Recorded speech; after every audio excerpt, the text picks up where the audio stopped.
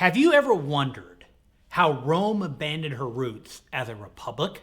If so, then you will want to read Mike Duncan's book, The Storm Before the Storm. In this book, you will learn about the Roman Republic in the years before Julius Caesar and Augusta fundamentally changed her forever.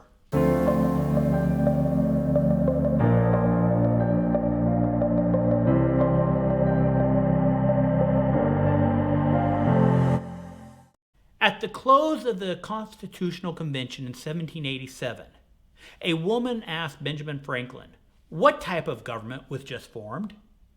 Benjamin Franklin replied, "A republic, if you can keep it." You see, James Madison, the father of the United States Constitution, was one of America's foremost experts on foreign governments.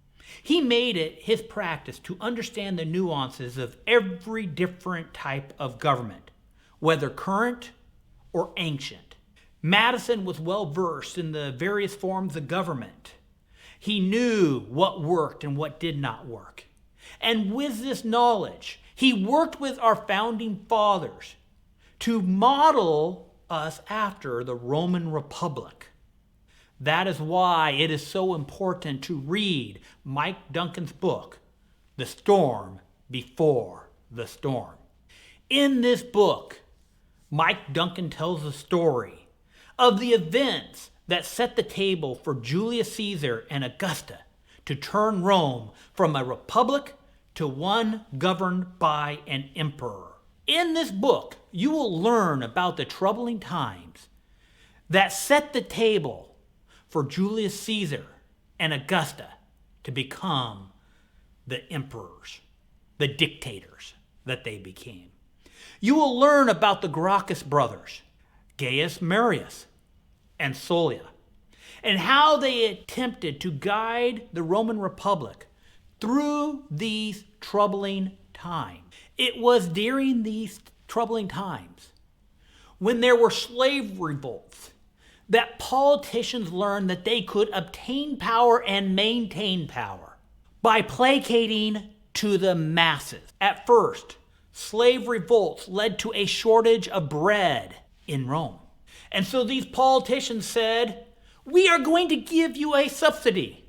We are going to limit the price that bread can be sold for in Rome.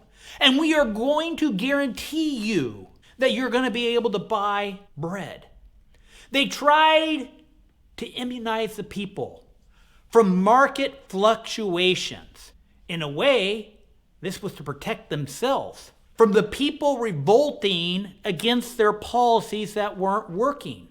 You see, the reason why there was bread shortage was because slave revolts. And these slave revolts were because the rich senators were making a lot of money off of these slaves.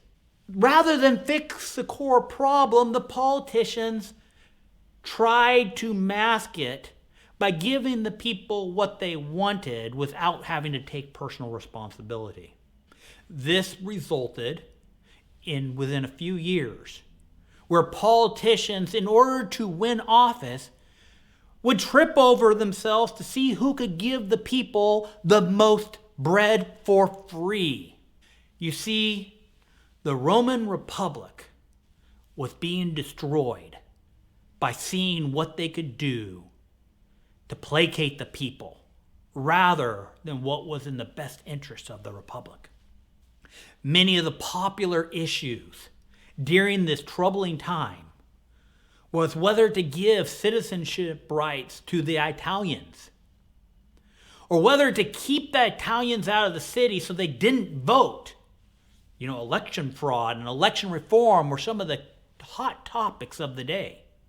And of course, income inequality. You see, the rich senators, they were getting the mass of wealth as Rome took over the world.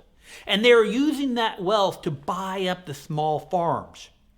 But as people sold their small farms, they now did not have a way to feed their families, and so they'd move into the big cities, or they became tenant farmers.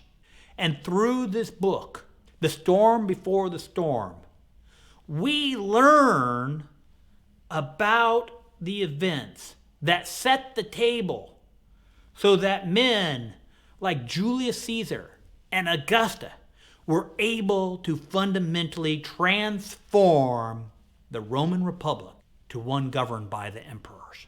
As you read this book, you will be surprised at many of the political similarities between the Roman Republic before Julius Caesar and politics of today.